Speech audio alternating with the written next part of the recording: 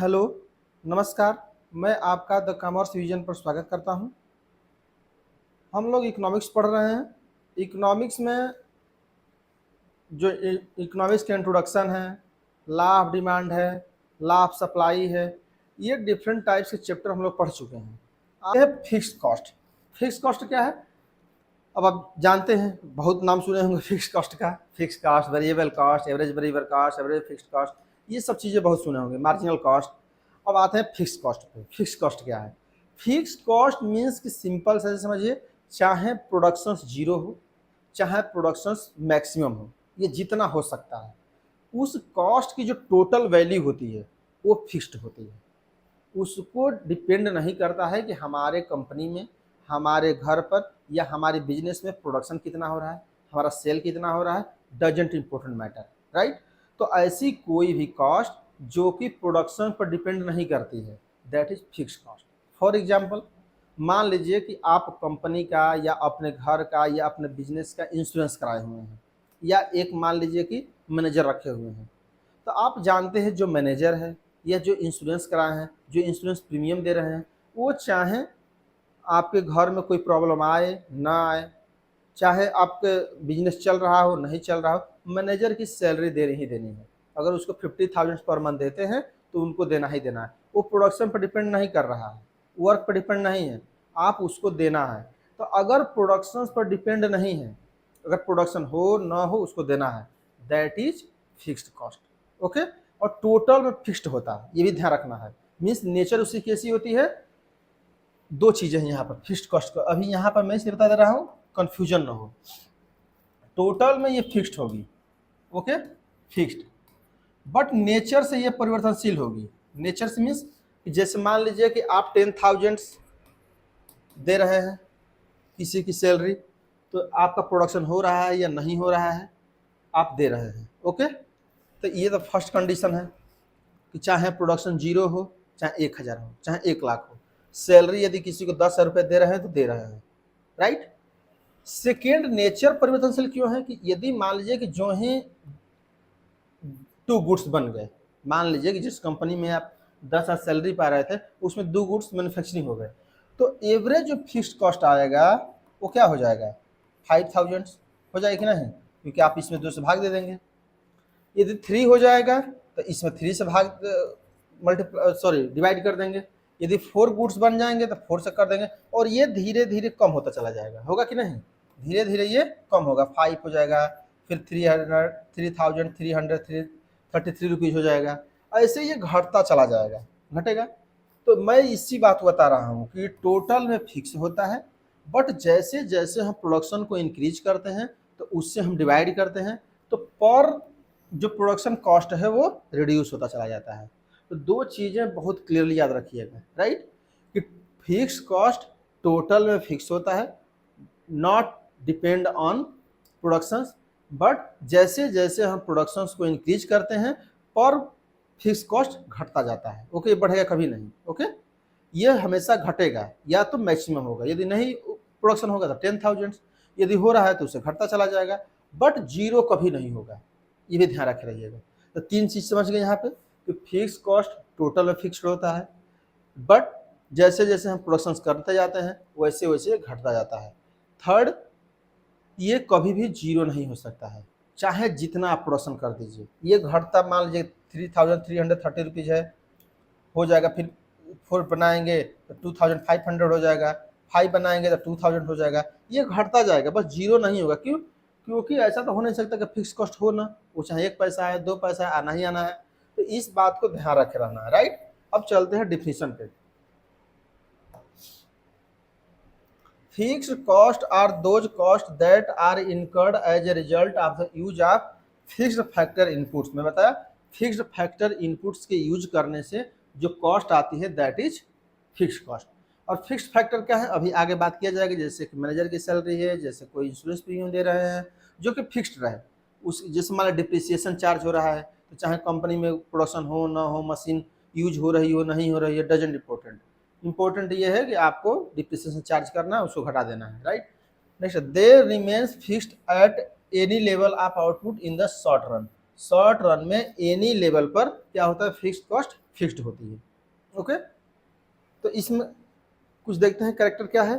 Payment of rent for a building, पहला पर क्या है, payment of rent for a building. Example क्या है, पहला कि मान लीजिए कि कोई कंपनी आप ओपन किए हैं, कोई स्कूल ओपन किए हैं, कोई बिजनेस ओपन किए हैं, तो जो भी रेंट दे रहे हैं बिल्डिंग को, जैसे कोरोना हुआ था सपोज दैट, तो कोरोना में आप जानते हैं कि चाहे बिजनेस आपका कपड़े की दुकान या कोई बिल्डिंग, चाहे कोई मैन्युफैक्चरिंग यूनिट था, वहाँ पर प्रोडक्शन हो रहा हो नहीं हो रहा हो, डजंट इम्पोर्टेंट। यहाँ पर क्या था कि आपको कॉस्ट देनी थी, रेंट देना था। ओके, तो that is fixed cost. Means आप चाहे सेल कर रहे हैं नहीं कर रहे हैं, चाहे उस बिल्डिंग का यूज कर रहे हैं नहीं कर रहे हैं, आपको रेंट देना है, राइट। नेक्स्ट क्या है, property and business taxes licence fee. अब देखिए क्या है, बिजनेस टैक्स, मान लीजिए कोई बिजनेस टैक्स दे रहे हैं, क्या बिजनेस कर रहे हैं टैक्स दे रहे हैं, तो आपका बिजनेस चले ना चले कोई इंपॉर्टेंट नहीं है, आपको देना है तो देना है। अब यहाँ पर क्या है, एडमिनिस्ट्रेटिव एक्सपेंसेज। एडमिनिस्ट्रेटिव में बताया कि जैसे मान लीजिए कि मैनेजर है, सीईओ है, कोई जनरल मैनेजर है, कोई वॉचमैन है। अब इनको प्रोडक्शन से क्या मतलब है, मैनेजर है तो है, सीईओ है तो है, उनको प्रोडक्शन से कोई मतलब नहीं है। प्रोडक्शन चाहे 10 हो चाहे 10,000 हो, उनको जितना सैलरी दी जाता है उतना ही सैलरी दिया जाता है। उनको प्रोडक्शन पर सैलरी नहीं है कि जब आपका गुड्स ज़्यादा सेल होगी तो दिया जाएगा, आप ज़्यादा गुड मैन्युफैक्चरिंग करेंगे तो सैलरी ज़्यादा दी जाएगी, ऐसा कुछ नहीं है। जब वो अपॉइंट हो रहा होगा उसी समय डिटरमाइंड हो जाएगा कि आपको इतने सैलरी दिया जाएगा। ओके, तो इसलिए एडमिनिस्ट्रेटिव एक्सपेंसेस भी कोई कर रहे हैं, that is fixed cost, right. Insurance premium जो मैंने अभी बताया कि कोई मान लीजिए कि कोई जनरल इंश्योरेंस कराए हैं, मान लीजिए फायर इंश्योरेंस कराए हैं, ओके, कि कंपनी जल जाएगी तो हमको इंश्योरेंस मिलेगा। तो इन दिस कंडीशन में जानते हैं कि चाहे फायर हो या ना हो, आपको इंश्योरेंस प्रीमियम देना ही देना है, राइट। नेक्स्ट क्या है, डिप्रिसिएशन। मैंने अभी डिप्रिसिएशन की बात किया कि मशीन आप यूज कर रहे हो, चाहे पूरा महीना बंद रहे उससे कोई मतलब नहीं है, चाहे पूरा साल मशीन बंद रहे, डिप्रिसिएशन चार्ज करना है तो करना है, उतना लॉस होना है तो होना है। Okay, interest paid on capital. मान लीजिए कहीं से उधार कैपिटल लिए हैं, मान लीजिए बैंक से लोन लिए हैं, किसी से लोन लिए हैं, तो आप जानते हैं कि क्या ऐसा है कि प्रोडक्शन नहीं होगा तो कैपिटल का लोन नहीं लेगा, ऐसा नहीं है, वो इंटरेस्ट उसको चाहिए ही चाहिए। तो ये डिफरेंट टाइप्स के एग्जाम्पल्स हैं जो कि फिक्स कॉस्ट के अंतर्गत आते हैं।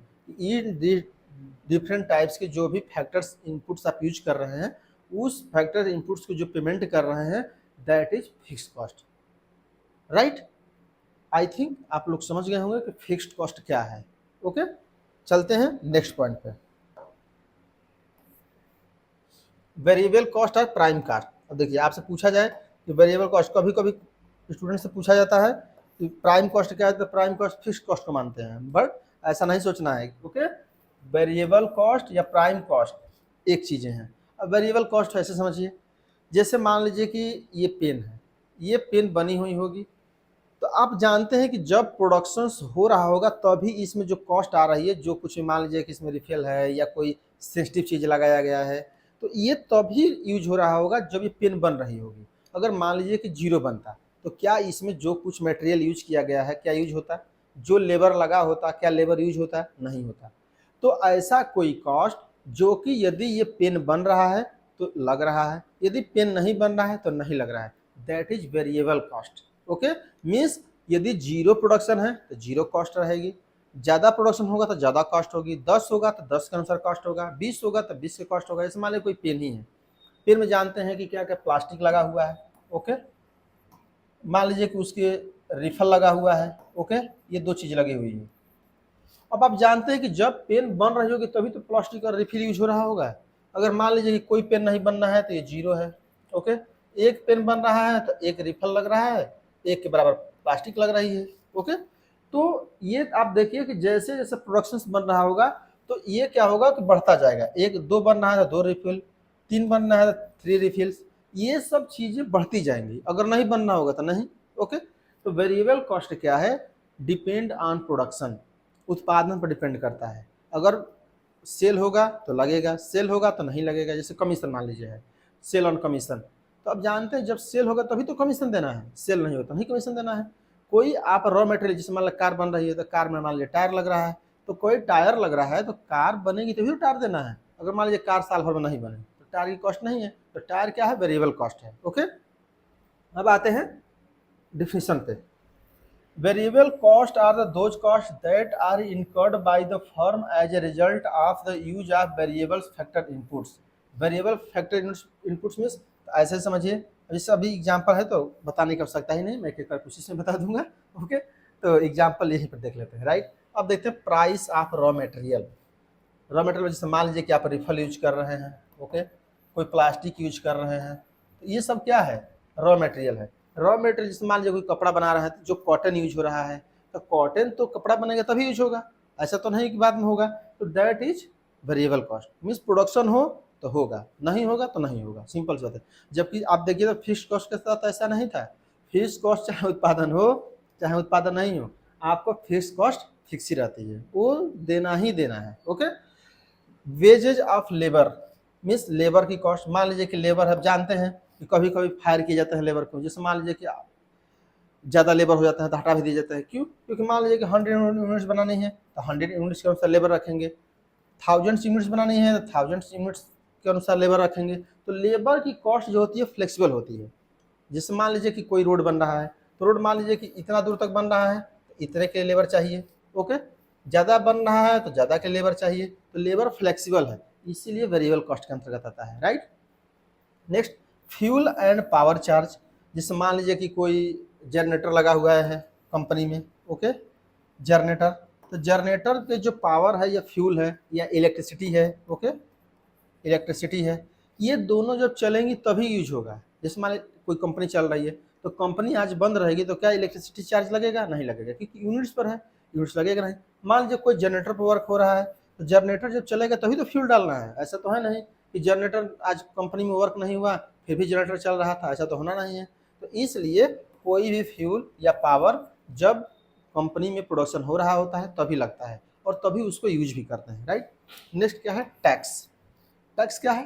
टैक्स मीन्स कि जैसे मान लीजिए कि इसमें प्रोडक्शन टैक्स है, सेल्स टैक्स है, ओके, जीएसटी है, ओके। तो ये सब टैक्स कब लगते हैं? जब आप प्रोडक्शन करेंगे। मान लीजिए कि आप कोई गुड्स मैन्युफैक्चरिंग नहीं किए तो क्या जीएसटी लगेगा? नहीं लगेगा। कोई आप गुड्स सेल ही नहीं किए तो जीएसटी लगेगा? नहीं लगेगा। तो इसलिए जो भी tax on depend on production होते हैं, प्रोडक्ट पर होते हैं, वो सभी टैक्स नहीं लगेंगे।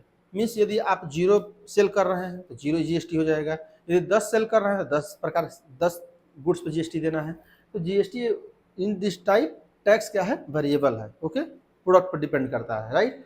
नेक्स्ट क्या है? Transport expenditure. मान लीजिए कोई गुड्स है, one place to another place send कर रहे हैं तो प्रोडक्शन पर डिपेंड है। मान लीजिए आप एक जगह से दूसरी जगह भेजेंगे तो कास्ट आएगा, नहीं भेजेंगे तो ट्रांसपोर्ट कास्ट नहीं आएगा। तो ये जो टॉपिक हैं ये सब वेरिएबल कॉस्ट हैं। तो इसको आप लोग याद रखिएगा कि फिक्स कॉस्ट के अंतर्गत कौन कौन सी चीज़ें आती हैं, वेरिएबल कॉस्ट के अंतर्गत कौन कौन सी चीज़ें आती हैं, राइट। तो समझ गए? डाउट होगा तो आप कमेंट कर लीजिएगा, मैं फिर से कमेंट करके रिप्लाई कर दूंगा, राइट। नेक्स्ट क्या है? Types of production cost and their measurement. अब क्या है कि इसका टाइप्स क्या है, जो हम लोग पढ़े उसी का टाइप से बहुत इजी है, ओके। तो परेशान नहीं होना है, जो पढ़े हैं उसको मैं बता दे रहा हूँ कैसे करना है। Types of production cost and their measurement. Total cost, simple सी बात है, जो कॉस्ट रहेगी चाहे फिक्स कॉस्ट है या वेरिएबल कॉस्ट है, दोनों को ऐड कर दीजिए, जो आएगा वो टोटल कॉस्ट हो गया। टोटल फिक्स कॉस्ट, तो टोटल फिक्स कॉस्ट ऐड करिए, ओके, जो भी फैक्टर्स में बताया, इंश्योरेंस वो सब चीज़ें। टोटल वेरिएबल कॉस्ट, जितना वेरिएबल आप यूज कर रहे हैं जो अभी पिछले स्लाइड में बताया उसको यूज कर देंगे तो वेरिएबल कॉस्ट आ जाएगा, right. Average fixed cost, average fixed cost मान लीजिए जो ये आया total fixed cost, okay, total fix cost आया, उसमें क्वांटिटी से भाग दे देंगे, जितना प्रोडक्शन होगा उसे डिवाइड कर देंगे, एवरेज फिक्स कॉस्ट आ जाएगा। जैसे मान लीजिए कि 1,00,000 रुपीज़ फिक्स कॉस्ट था, आपने 10,000 यूनिट्स बनाया, प्रोडक्शन किया, तो कितना आ जाएगा? 10 रुपये, ओके। यही बात की रहे थे, एवरेज फिक्स कॉस्ट कितना हो जाएगी ऐसे, ओके। एवरेज वेरिएबल कॉस्ट क्या हो जाएगा? जो भी एवरेज वेरिएबल कॉस्ट आया होगा ये वेरिएबल कॉस्ट, ओके। तो variable cost divide by quantity, okay. मान लीजिए वेरिएबल कॉस्ट 50,000 आया है, ओके, 50,000 में 10 से डिवाइड कर देंगे तो 5 रुपीज़, ओके। तो 5 रुपीज़ वेरिएबल कॉस्ट आ जाएगा, राइट। एवरेज टोटल कॉस्ट, जो टोटल कॉस्ट आया होगा उसमें से क्वांटिटी में कर देंगे, जैसे ये और ये दोनों को जोड़ देंगे, ये और ये जोड़ देंगे, और टोटल कॉस्ट जो भी आएगा उसमें से क्वांटिटी से डिवाइड कर देंगे। जैसे मान लीजिए यहाँ पर 1 लाख था, वो okay, plus 50,000 divide by quantity, तो कितना था 1,50,000 एंड डिवाइड बाई 10,000, तो कितना आ गया 15 रुपये। ओके, 15 रुपये क्या होगा average total cost. Marginal cost बताया था, और 1 एक्स्ट्रा यूनिट बनाने से जो कॉस्ट में बढ़ोतरी होती है that is marginal cost. Simple से ऐसे समझिए, जैसे मान लीजिए कि 10 यूनिट बना रहे हैं, कॉस्ट आ रही है 100 रुपये। ओके, 11 यूनिट बनाए, ओके, कॉस्ट आ गई 110 रुपये।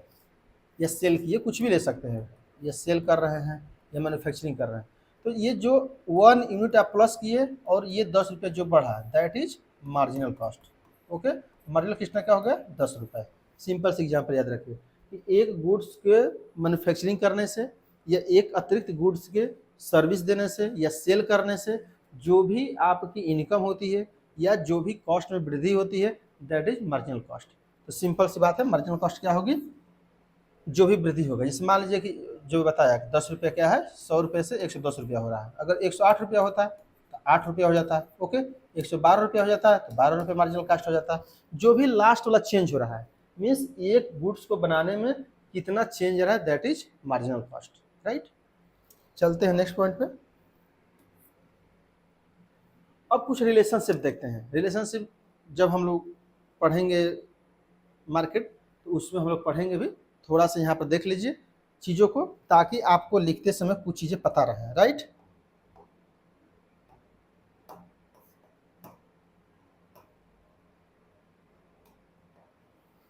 तो थोड़ा सा चीज़ें पता रहे। अब क्या है relationship between average cost, average variable cost, average fixed cost and marginal cost on diagram. Means एक आधार पर देखते हैं एवरेज कॉस्ट क्या रिलेशनशिप है, एवरेज वेरिएबल कॉस्ट क्या है, एवरेज फिक्स्ड कॉस्ट क्या है एंड मार्जिनल कॉस्ट क्या है इन वन डायग्राम। अब देखिए यहाँ पर क्या है, when marginal cost MC is increase means बढ़ रही हो। ये मैं इसलिए बता रहा हूँ ताकि जब आप क्वेश्चन को डिस्क्राइब करें या जब आप कोई क्वेश्चन आए कि एनालिसिस ऑफ कास्ट ये रिलेशनशिप ऑफ एवरेज कॉस्ट या मार्जिनल कॉस्ट, तो आप इसको लिख पाएँ। क्योंकि जब आप ऑब्जेक्टिव कहीं भी सॉल्व करने जाएंगे तो यही पूछा जाता है, राइट। पीछे वाला भी कॉन्सेप्ट पूछे जाते हैं बट ये रिलेशनशिप ज़्यादा इंपॉर्टेंट है।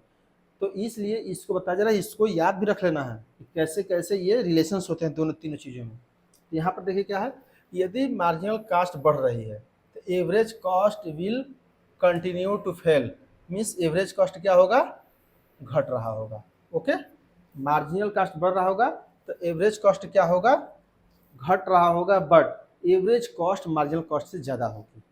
यहाँ पर क्या बताया जा रहा है, यदि मान लीजिए ऐसे समझिए मार्जिनल कॉस्ट बढ़ रही है तो एवरेज कॉस्ट जो होगी वो घट रही होगी, बट मान लीजिए कि ये 10 रुपये से अनुसार घट रही है तो इससे ज़्यादा के अनुसार बढ़ रही है, तो ये ज़्यादा के अनुसार उससे घट रही होगी, मान लीजिए 12 के अनुसार। इस टाइप कहा जा रहा है, जब मार्जिनल कॉस्ट बढ़ रही होती है तो एवरेज कॉस्ट घट रही होती है, बट मार्जिनल कॉस्ट से जो स्पीड होती है घटने की वो एवरेज कॉस्ट की ज़्यादा होती है। ओके, तो ये क्वेश्चन पूछा भी जाता है, जब मार्जिनल कॉस्ट बढ़ रही हो तो क्या हो रहा होगा। तो आप याद रखना कि एवरेज कॉस्ट घट रही होती है, और किस स्पीड से घट रही होती है, मार्जिनल कॉस्ट से ज़्यादा स्पीड से घट रही होती है। आगे डायग्राम हम लोग देखेंगे भी तो आप लोग की ये एनालाइज भी होगा, right. Therefore MC curve lies below the AC curve. Means MC curve क्या होता है, लाई करता है AC कर्व से नीचे। तो अब देखिए यहाँ पर चलते हैं नेक्स्ट स्लाइड पर एक एक करके तो आपको समझ में आएगा। देखिए MC ये है, मैं इसलिए बता दे रहा हूँ ताकि इसके साथ आप लोग देखेंगे तो आप लोग को ईजिली समझ में आ जाएगा, नहीं तो एक बार देखेंगे तो कन्फ्यूजन हो जाएगा। देखिए ये क्या है, MC कर्व है, मार्जिनल कॉस्ट। ओके, उसके बाद क्या पढ़े, एवरेज कॉस्ट। ओके, तो देखिए मार्जिनल कॉस्ट क्या है कि मार्जिनल कॉस्ट देखिए धीरे धीरे धीरे धीरे क्या है, घट रही है। ओके, उसके बाद धीरे धीरे बढ़ने लगेगी। एवरेज कॉस्ट क्या है, बहुत जल्दी तेज घटती है। ओके, देख रहे हैं ना, ये स्लो स्लो घट रही है, स्लो स्लो बढ़ रही है। ये क्या है, तेज घटेगी तेज बढ़ेगी भी। ओके, और देखिए घटने की स्पीड नीचे, देख रहे हैं ना, इसके नीचे है ये बताया जा रहा है एवरेज कॉस्ट जो होती है वो हमेशा नीचे की तरफ होती है, राइट, लाई नीचे करता है हमेशा। ओके, इसी को बताया जा रहा था। चलते हैं नेक्स्ट पॉइंट पे। नेक्स्ट क्या है, व्हेन एवरेज कॉस्ट इंक्रीज। अब क्या बात की जा रही है कि एवरेज कॉस्ट वृद्धि कर रही है। ओके, एवरेज कॉस्ट यदि इंक्रीज कर रही है तो मार्जिनल कॉस्ट क्या होगा, increase faster than average cost. अब क्या है कि एवरेज कॉस्ट यदि मान लीजिए कि एवरेज कॉस्ट ही इंक्रीज कर रही है तो मार्जिनल कॉस्ट उससे भी तेज वृद्धि कर रही होगी। Okay, therefore MC curve lies above the AC curve. अब देखिए यहाँ पर फिर देख लीजिए जो बताया जा रहा है। अब देखिए यहाँ पे इसको कहा जा रहा है एमसी कर्व। यहाँ पर क्या है कि यदि देखिए यहाँ पे ये एमसी कर्व था, ये एसी कर्व है। देखिए पहले डाउन कर रहा था, लेकिन देखिए जो बढ़ना स्टार्ट हुआ तुरंत ये पहले आ गया। ओके, अभी तक क्या था, ये था, लेकिन बाद में ये चला जा रहा है। अब इसको क्या, इसके आगे ये कवर कर लेगा। राइट, इसी की बात की जा रही है कि अब ये अपर डाउन हो जाता है, इनवर्स। ओके, तो ये बात को ध्यान रखना है, और बनाना भी है तो ऐसा ही बनाना है कि पहले एमसी कर्व ड्रॉ करना है, after that MC AC curve draw करना है। राइट, उसके बाद समझ गया कि पहले देखिए यहाँ से यहाँ तक देखिए और यहाँ से यहाँ तक देखिए। पहले ये नीचे है, ये ऊपर है। अब क्या हो कि देखिए ये ऊपर हो गई, ये नीचे हो गया। इसी की वहाँ बताया जा रहा है बात। ओके, और जब हम लोग आगे पढ़ेंगे तो परेशान मत होइए, उसको चीज़ों का आगे देखा जाएगा। थोड़ा सा बस यहाँ जागरूक रहिए, अवेयर रहिए कि ये सब चीज़ भी ऐसे भी हम लोग को स्टडी करना है। राइट, नेक्स्ट है व्हेन एसी डिक्रीज। अब देखिए क्या है, एवरेज कॉस्ट डिक्रीज कर रही है, देन एमसी में इंक्रीज, हो सकता है कि एमसी इंक्रीज कर रही हो। दिस इज बिकॉज, क्यों हो रहा है ऐसा, MC falls more rapidly than AC so that minimum point of the MC comes before the minimum point of AC. अब क्या है कि एमसी के नीचे आ जा रहा है। राइट, अब देखिए यहाँ पे बता रहा हूँ आपको, तो कुछ समझ में आएगा। अब देखिए यहाँ पर इसकी बात की जा रही है, जो ये है बिंदु, और मान लीजिए कि ये है। ओके, ये क्या है, ये अपर आ रही है तुरंत, और जो यहाँ पर थोड़ा सा लोअर है, इसी की बात की जा रही है कि रेपिडली चेंज हो रही है। इसी देखिए ये लोअर आ रही है और ये अपर आ रही है। राइट, इसकी बात की जा रही है। चलते हैं नेक्स्ट पे। Next, MC curve intersect then AC curve at the minimum point. Okay, MC curve intersect the AC curve in minimum point. अब देखिए एसी कर्व के मिनिमम पॉइंट पे क्या है, अब देखिए सबसे मिनिमम पॉइंट पर क्या है, एसी कर्व एमसी कर्व को यहाँ पर इंटरसेक्ट कर रही है। ओके, नीचे पे इसकी बात की जा रही है। राइट, तो यहाँ तक आप लोग समझ गए जो भी था। एक यहाँ पर देखिए एवरेज वेरिएबल कॉस्ट है, सबको लेकर के चलेगा। राइट, यहाँ पर क्या है, यहाँ पर इस सबको लेकर के चल रहा है एवरेज वेरिएबल कॉस्ट, जो बाद में बताया जाएगा।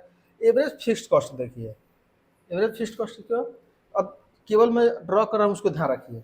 एवरेज कॉस्ट मान लीजिए कि ऐसे हो रही है। राइट, इस पर क्लीन कर रहा हूँ। एवरेज कॉस्ट मान लीजिए कि ये वाली है। ओके, ये यहाँ से हो रही है, ये यहाँ से हो रही है। तो ये बताया जा रहा है कि यदि एवरेज फिक्स कॉस्ट को ड्रा किया जाए तो ये कैसा होता है, रेक्टेंगुलर हाइपरबोला होता है।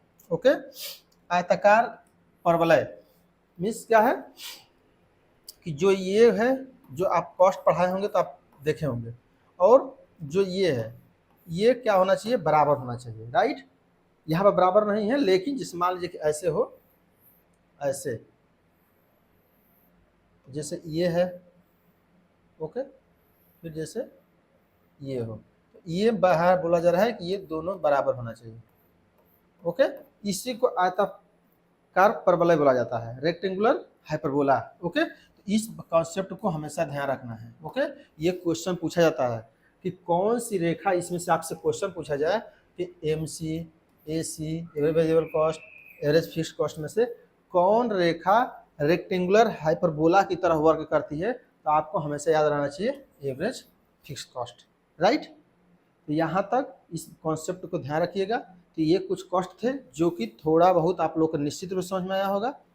जो चीज़ें नहीं समझ में आई होंगी, जब हम लोग मार्केट पढ़ेंगे तो उसमें डिफरेंट टाइप्स की कॉस्ट को फिर से हम लोग स्टडी करते हैं। राइट, फिक्स कॉस्ट बढ़ रही है तो क्या होगा, एवरेज कॉस्ट गिर रही है तो क्या होगा, ये सब चीज़ों को उसी में हम लोग डिटरमाइन करते हैं, क्योंकि उसमें भी प्राइस डिटरमाइन करना पड़ता है, मार्केट में भी।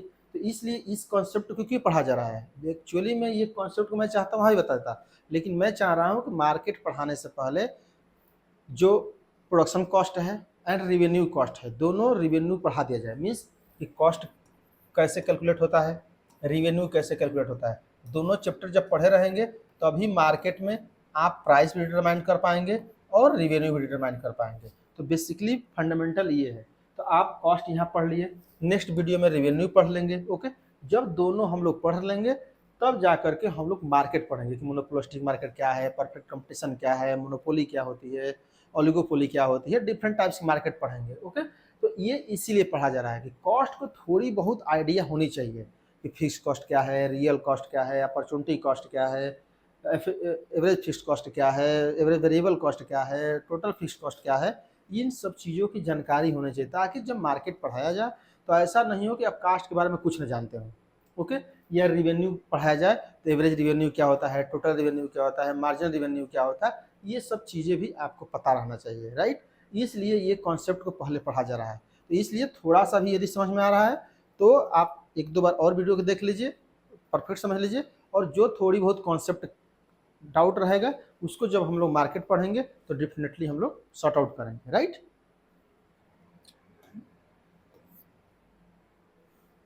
तो यहाँ तक वीडियो को समाप्त करते हैं, क्योंकि लॉन्ग वीडियो हो जाती है तो अच्छा रहता नहीं है, जानते ही हैं। तो इसलिए हम चाहते हैं कि छोटा वीडियो बनाया जाए और उसमें बेहतर आप लोग देखें भी, थोड़ा सा आपका भी इंटरेस्ट बना रहे। तो इसलिए आप लोग इस वीडियो को देखिए और कोई भी डाउट हो या हमारे अप्रिसिएशन के लिए कम से कम कमेंट कर दिया करिए। ओके, शेयर करना हो तो शेयर कर दीजिए किसी को जो आपके स्टूडेंट हो या कोई आपका फ्रेंड हो, उसको आप शेयर कर दीजिए ताकि उसको भी कुछ लाभ हो। ओके, तो क्योंकि इसी की पॉइंट ऑफ व्यू से मैं बना भी रहा हूँ वीडियो, ऐसा कोई दिक्कत नहीं है, क्योंकि मैं खुद पढ़ा रहा हूँ तो ऐसा तो कुछ है नहीं। लेकिन मैं चाह रहा हूँ कि ऐसे स्टूडेंट जो कि क्लास नहीं ले पा रहे हैं या मान लीजिए कि गए क्लास में, हो सकता है कि उसमें एब्सेंट हो गए तो क्लास नहीं ले पाए, तो कम से कम उनको कॉन्सेप्ट क्लियर रहे। इसलिए मैं ये सब चीज़ों को पढ़ा रहा हूँ ताकि कॉन्सेप्ट थोड़ा सा क्लियर रहे, लोग जागरूक रहे, थोड़ा सा और पढ़ें, थोड़ा सा नॉलेज रहे। ओके, क्योंकि जानते हैं कि नॉलेज देने से ज़्यादा बढ़ता है, इसलिए नॉलेज को डिस्ट्रीब्यूट करते रहे। तो आपकी भी रिस्पॉन्सिबिलिटी है कि आप भी इस वीडियो को ज़्यादा शेयर करिए। Okay, right. तो यहाँ पे वीडियो को समाप्त करते हैं। Thank you for watching.